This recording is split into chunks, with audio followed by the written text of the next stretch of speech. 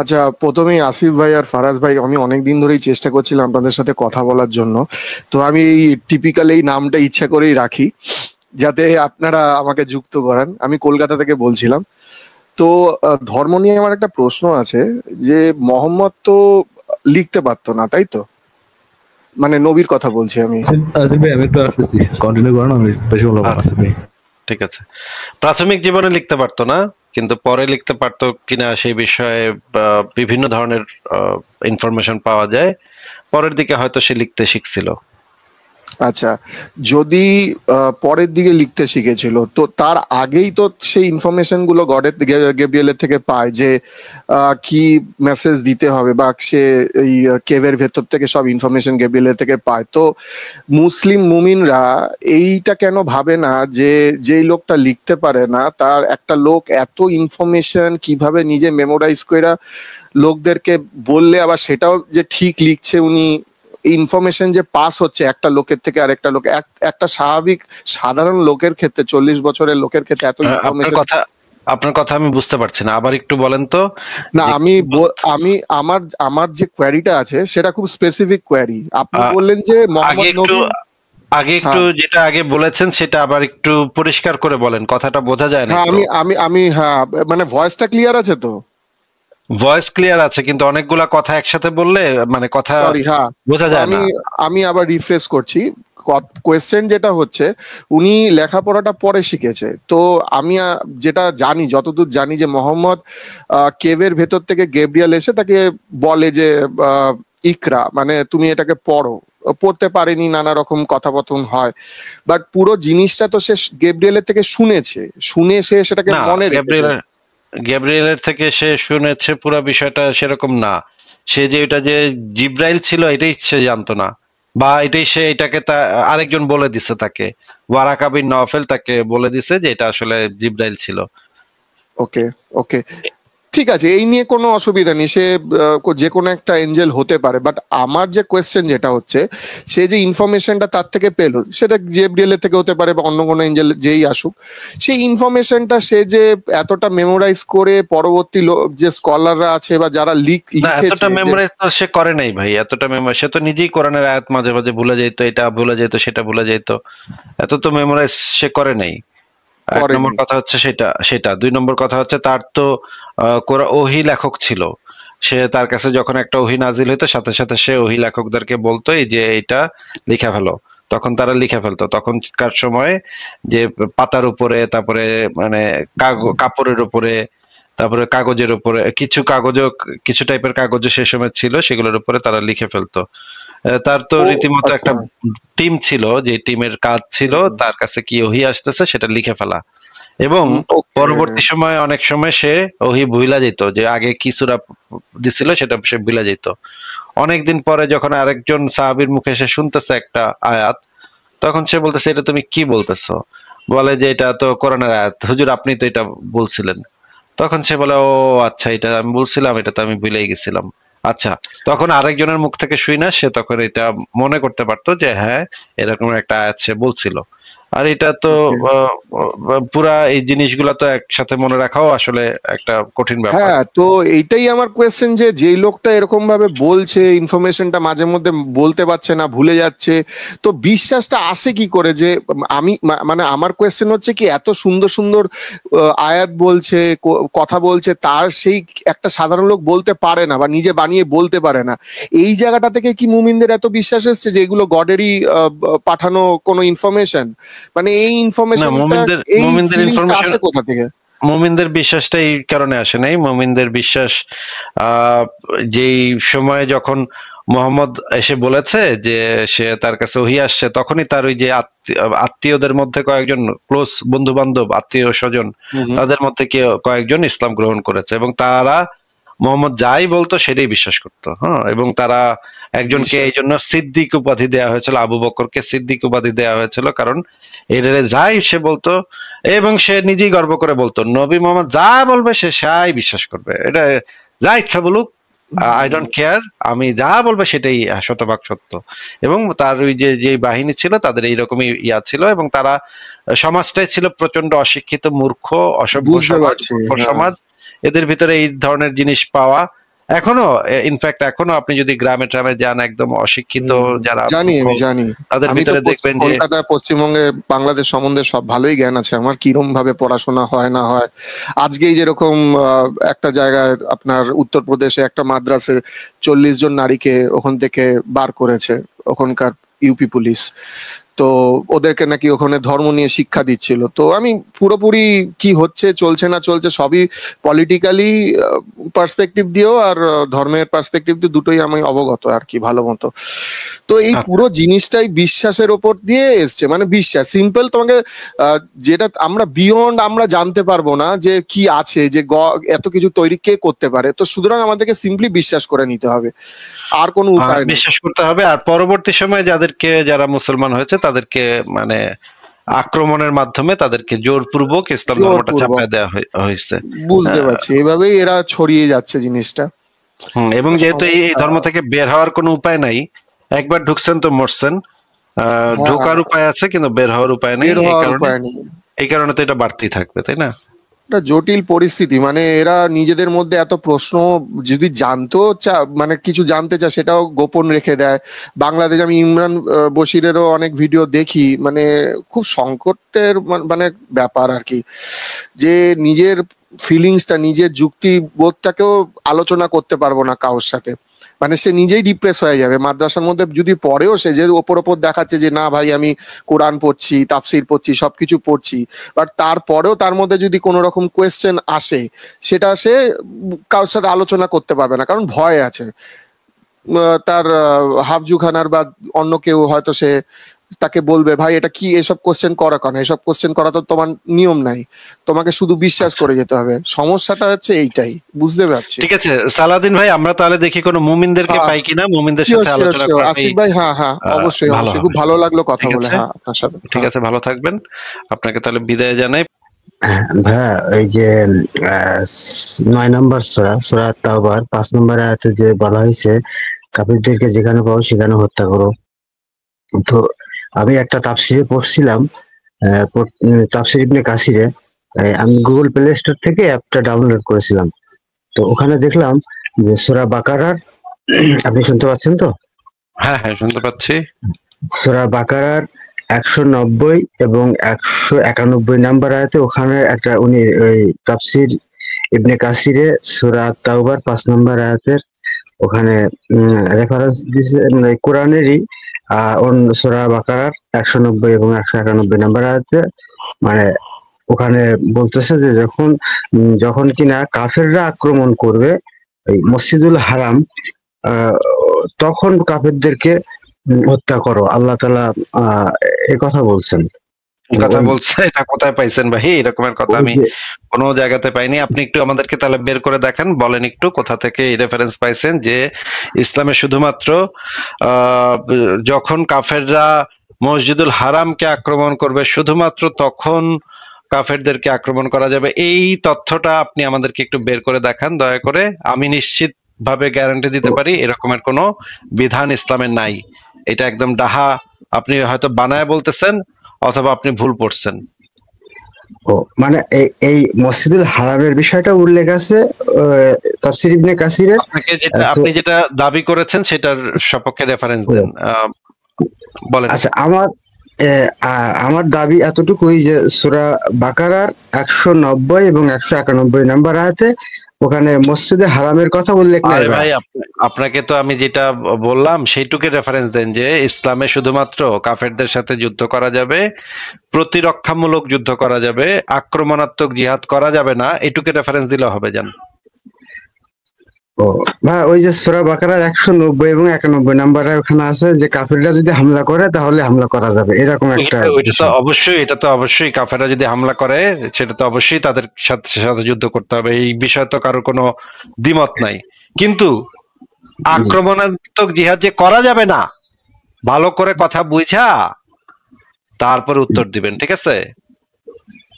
আমার বাসায় যদি কেউ আক্রমণ করতে আসে অবশ্যই আমি তার সাথে ফাইট করব, কিন্তু আমি আকবারায় কারো বাসায় যাব গিয়ে আক্রমণ করব না, এইটার রেফারেন্স দিতে হবে আপনাকে। ওই সূরা বাকারার যেই সূরা বাকারার যে আয়াতগুলোর কথা বলতেছেন ওইখানে হয়তো রক্ষণাত্মক জিহাদের কথা বলা আছে, কিন্তু তার মানে তো এটা না রক্ষণাত্মক জিহাদই শুধুমাত্র করতে হবে, আক্রমণাত্মক জিহাদ করা যাবে না, এটা দ্বারা তো এটা মিন করে না। আপনাকে যেটা দেখাইতে হবে যে ইসলামে শুধুমাত্র রক্ষণাত্মক জিহাদ আছে, আক্রমণাত্মক জিহাদ নাই। আক্রমণাত্মক জিহাদ করতে নবী বা আল্লাহ কেউ নিষেধ করছে, এটা আপনি আমাদেরকে দেখাবেন। আমার কাছে এই রকমের হাজারে হাজারে লাখে লাখে রেফারেন্স আছে যেখানে আক্রমণাত্মক জিহাদ কিভাবে করতে হবে, কাফেরদেরকে কিভাবে মারতে হবে, তারা ইসলাম কবুল না করলে তাদেরকে কিভাবে জবাই করতে হবে, তাদেরকে কিভাবে তাদের মা বেটিকে গনিমতের মাল বানাইতে হবে, এগুলোর হাজার হাজার লাখ লাখ রেফারেন্স আমি নিয়ে বসে আছি। এই জন্য আপনাকে আমি আগে জিজ্ঞেস করেছি, আপনি আগে একটু আমাদেরকে রেফারেন্সটা দেন যে আক্রমণাত্মক জিহাদ আকবারায় কাউকে ধর্মের কারণে বা যে কোনো কারণে আকবারায় কাউকে আক্রমণ করা যাবে না, এটার রেফারেন্স আমাদেরকে একটু আগে দেন। আচ্ছা, তাহলে এই বিষয়ে আসলে আমি আর একটা জায়গায় পড়েছিলাম, আপনি যেটা বলছেন ওই তারই সাথে একটু সুর মিলায়, যে আসলে আমি পেয়েছি এরকম যে বনি মদিনায় যখন হিজরত করলেন তখন ওই যে বনি কুরাইজা নামক একটা গোত্র, ইহুদি গোত্র, তাদের সাথে বিনা যুদ্ধে হচ্ছে জয়ী হয়েছিলেন। এবং ওই যে ফাই বলা হয় যেটাকে, মানে যে মানে অন্য যুদ্ধে যখন পরাজিত হয় কাফেররা তখন ওটা তো গনিমতের মাল। আর মানে বিনা যুদ্ধে যেটা মানে নবী মোহাম্মদের দখলে আসে সেটাকে তো ফাই বলা হয়, এটা তো আপনি জানেন অবশ্যই। তো এই ক্ষেত্রে কি আসলে কাফেররা এখানে নিপীড়িত নির্যাতিত তো অবশ্যই, তাই না ভাই? মানে হ্যাঁ, আমি তো আপনার কাছ থেকে সেটাই চাইলাম। আমি তো এটা তো একটা হ্যাঁ, উদাহরণ যে আমি আসলে যেভাবে 25 দিন অবরোধ করে চারপাশে তাদের দুর্গের চারপাশে 25 দিন অবরোধ করে রাখছিল। সেই 25 দিন অবরোধে তারা পানি এবং খাদ্য সরবরাহ বন্ধ করে রাখছিল। তারা খাবার পানি পান করার জন্য পানিও ভিতরে ঢুকতে দিচ্ছিল না। তখন সেই বনু কুরাইজা গোত্রের দুর্গের ভিতরে নারী এবং শিশুরা রাস্তায় চিৎকার করে করে কাঁদতেছিল। এই মাথা থেকে এই মাথা চিৎকার করতেছিল বাচ্চারা পানি খাওয়ার জন্য, পানি পানি করে চিৎকার করে এই মাথা থেকে এই মাথা দৌড়াচ্ছিল। তখন মোহাম্মদের এক সাহাবী ভিতরে ঢুকছে আলাপ আলোচনা করার জন্য। সে ভিতরে ঢুকে দেখে যে নারী এবং শিশুদের অবস্থা খুবই খারাপ, তারা চিৎকার করে কান্নাকাটি করতেছে একটু পানি খাওয়ার জন্য, একটু খাবার খাওয়ার জন্য, ক্ষুধার কষ্টে। এরপরে ইহুদিরা আর পানীয় এবং খাদ্যের যন্ত্রণা সহ্য করতে না পেরে আত্মসমর্পণ করে 25 দিন পরে। এরপরে মোহাম্মদের এক চেলা আছে, সেই যে সিদ্ধান্তটা দেয় যে সমস্ত পুরুষদেরকে মাথা কেটে ফেলা হবে, যাদের তাদেরকে প্রত্যেককে ন্যাংটা করে করে চেক করা হবে, তাদের গোপনাঙ্গে চুল গজাইছে কিনা, যদি চুল গজায় তাহলে তাদেরকে জবাই, আর যদি চুল না গজায় তাহলে তাদেরকে দাস হিসেবে বিক্রি করে দেওয়া হবে। এই ছিল আল্লাহ এবং নবীর যে ফয়সালা এই বিষয়ে। এই রকমের তো অনেকগুলা ঘটনা ঘটেছে। তাহলে আপনি যদি বলেন যে শুধুমাত্র ইসলামের রক্ষণাত্মক জিহাদ আছে, আক্রমণাত্মক জিহাদ নাই, সেটা তো মিথ্যা কথা হবে। জি, সেটাই। তাহলে এটা থেকে আমরা প্রমাণ পাচ্ছি যে আক্রমণাত্মক জিহাদও ছিল। আচ্ছা, তাহলে আমার থেকে আরো ভালো ভালো প্রমাণ আছে, এর থেকে আরো ভালো প্রমাণ আছে আমার কাছে, কিন্তু আপনার কাছে আমি জানতে চেয়েছিলাম যে আপনার কাছে।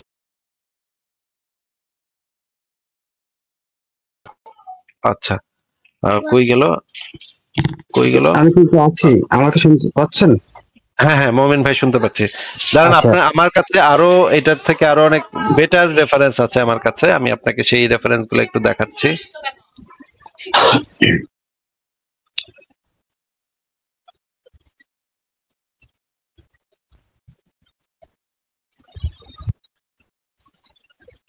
আচ্ছা, মুমিন ভাই আপনি আমাদেরকে এই হাদিসটা একটু পড়ে শোনান তো দেখি।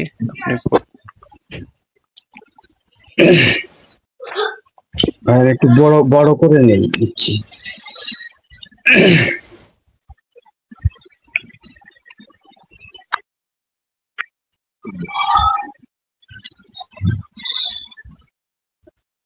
আবু হুরায়রা রাদিয়াল্লাহু তাআলা আনহু হতে বর্ণিত, তিনি বলেন রাসূলুল্লাহ সাল্লাল্লাহু আলাইহি ওয়াসাল্লাম পরিচ্ছেদ থেকে পড়বেন ভাই, পরিচ্ছেদে কি লেখা আছে এটাও ইম্পর্টেন্ট। আমি স্ক্রিন বড় করেছি। পরিচ্ছেদ ভাই এই যে পরিচ্ছেদ লেখাটা মনে হয় ওই যে লাইভ লেখা কত সময় দেখাচ্ছে ওইটা, হ্যাঁ জি পাইছি। যতক্ষণ পর্যন্ত মানুষ লা ইলাহা ইল্লাল্লাহ না বলবে ততক্ষণ পর্যন্ত তাদের বিরুদ্ধে কিতাল করতে আমি আদেশপ্রাপ্ত হয়েছি। আহ আচ্ছা, এই কথাটার মানে কি যদি একটু বুঝায় বলতেন। এটার অর্থ হচ্ছে যে এখানে রাসূলুল্লাহ বলছেন, নবী মোহাম্মদ বলছেন যে যতক্ষণ পর্যন্ত লা ইলাহা ইল্লাল্লাহ না বলবে ততক্ষণ পর্যন্ত তাদের বিরুদ্ধে এই হত্যা করতে আমি আদেশপ্রাপ্ত হয়েছি।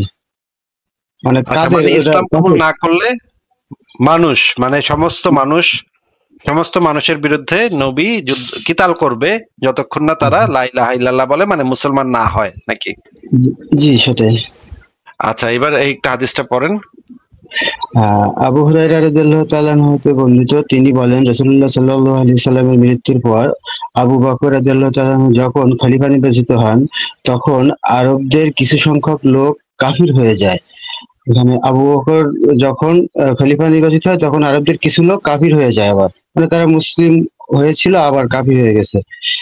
ওমর ইবনুল খাত্তাব রাদিয়াল্লাহু তাআলা আনহু আবু বকর সিদ্দিক রাদিয়াল্লাহু তাআলা আনহুকে বলেন, আপনি এদের বিরুদ্ধে কিভাবে অস্ত্র ধারণ করবেন? আহ, তো অথচ রাসূলুল্লাহ সাল্লাল্লাহু আলাইহি সাল্লাম বলেছেন, মানুষ যে পর্যন্ত না আল্লাহ তাআলা ব্যতীত আর কোনো প্রভু নেই এই কথার স্বীকৃতি দিবে সেই পর্যন্ত আমি তাদের বিরুদ্ধে যুদ্ধ করতে আদিষ্ট হয়েছি। আর যে ব্যক্তি বলল আল্লাহ ব্যতীত আর কোনো প্রভু নেই সে আমার থেকে তার মাল ও রক্ত জীবন নিরাপদ করে নিল। আচ্ছা, এই কথাটার মানেটা একটু বুঝাই দেন আমাদেরকে। এখানে আবু বকর ওমরকে বলছিল, না না, ওমর আবু বকরকে বললেন আপনি এদের বিরুদ্ধে কিভাবে করবেন। রাসূলুল্লাহর একটা উক্তি ওমর আবু বকরকে শোনাচ্ছিল যে মোহাম্মদ বলেছে, মানুষ যে পর্যন্ত না আল্লাহ ব্যতীত কোনো প্রভু নেই এ কথা স্বীকৃতি দিবে সে পর্যন্ত আমি তাদের বিরুদ্ধে যুদ্ধ করতে আদিষ্ট হয়েছি। আর যে ব্যক্তি বলল আল্লাহ ব্যতীত আর কোনো প্রভু নেই সে আমার থেকে তার মাল ও রক্ত মানে জীবন নিরাপদ করে নিল। এই কথাটার মানে কি? হ্যাঁ, এই হযরত ওমর এটা একটা উদ্ধৃতি দিল যে রাসূলুল্লাহর উদ্ধৃতি, রাসূলুল্লাহ বলছেন যে যতক্ষণ পর্যন্ত তারা এই যে মানে কালেমাকে আল্লাহকে প্রভু হিসেবে মেনে না নিবে ততক্ষণ পর্যন্ত তারা নিরাপদ নয়, অনিরাপদ থাকবে। এরকম কিতাল চলবে, বিষয়টা। মানে কোপাকুপি চলতে থাকবে নাকি? জি জি। আচ্ছা, তাহলে এখান থেকে তো পরিষ্কার বোঝা যাচ্ছে যে ইসলাম আকবারায়া কতল করতে বলে। হ্যাঁ, এখন বিষয়টা হলো ওই যে তাফসীরের ভিতরে তাহলে এই আয়াতের কথা উল্লেখ করলো, এটা হচ্ছে আসলে তাহলে তো এই আয়াতের অযৌক্তিক। কথা এই আয়াতের কথা মানে রক্ষণাত্মক জিহাদ তো অবশ্যই আছে, সেইটা তো তাফসিরে থাকতেই পারে। ওই রক্ষণাত্মক দৃষ্টিকোণ জিহাদ থেকে থাকা মানে তো এটা না যে তোমরা আক্রমণাত্মক জিহাদ করো না, সেটা তো না। মানে এটা হচ্ছে ওই দৃষ্টিকোণ থেকে আর কি। তারপরে অন্য জায়গায় তো আসলে আক্রমণাত্মক জিহাদের কথা বলা হচ্ছে এবং হয়েছে ওই যে ভাই এই মনে যে করেন মনে করেন মনে করেন আপনার একটা মানে কোরআনে লেখা আছে তোমরা আহ শুকরের মাংস খায়ও না। জি তো এই যে এইখান থেকে তো গরুর মাংস খায় না এটা তো বলে না ওইখানে, তাই না? না। তাহলে শুকরের মাংস খায় না যেখানে বলা আছে সেখানে আপনি শুকরের মাংস খাওয়া বিষয়ে আপনি বিধানটা পাইলেন। জি আবার আরেক জায়গায় বলা আছে গরুর মাংস খায়ও বা উটের মাংস খায়ও, সেইখান থেকে আপনি গরুর মাংস খাওয়া যাবে উটের মাংস খাওয়া যাবে সেইটা বিধানটা পাইলেন। তাইলে রক্ষণাত্মক জিহাদের যে মানে বিধানটা আছে কোরআনের যে আয়াতে আছে সেই তাফসিরে তো অবশ্যই লেখাই থাকতে পারে যে হ্যাঁ তোমাদের কেউ আক্রমণ করতে আসলে তোমরা তাদের সাথে যুদ্ধ করো। আবার আরেক জায়গায় লেখা থাকতে পারে যে তোমরা গিয়ে আবার আকবারে যুদ্ধ করবা, ওরা যদি ইসলাম কবুল না করে তাহলে ওদেরকে আকবারে জিহাদ করবা। এটাও তো লেখা থাকতে পারে। ওই আগেরটা লেখা থাকাটা তো আক্রমণাত্মক জিহাদকে ভুল প্রমাণ করে না। হ্যাঁ, আপনার কথা যুক্তি আছে। আচ্ছা ঠিক আছে, আর কি কিছু বলবেন আপনি? তাহলে আমি একটু ফেসটা দেখাতে চাচ্ছিলাম এজন্য যে এই বিষয় নিয়ে আরেকদিন আপনার সঙ্গে কথা হয়েছিল আমার, তো আসলে এই প্রশ্নটা আমার মানে তখন করা হয়নি। তো আমি একটু ফেসটা দেখাতে চাচ্ছিলাম, আমার কোনো অসুবিধা হবে না। আমি আমার ক্যামেরাটা কি ওপেন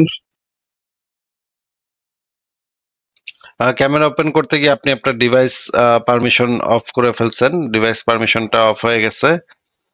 মমিন ভাই, আপনার যদি মানে নিরাপত্তা জনিত সমস্যা না হয় তাহলে আপনি আপনার চেহারা দেখাইতে চাইলে দেখাইতে পারেন, এটা আপনার বিষয়।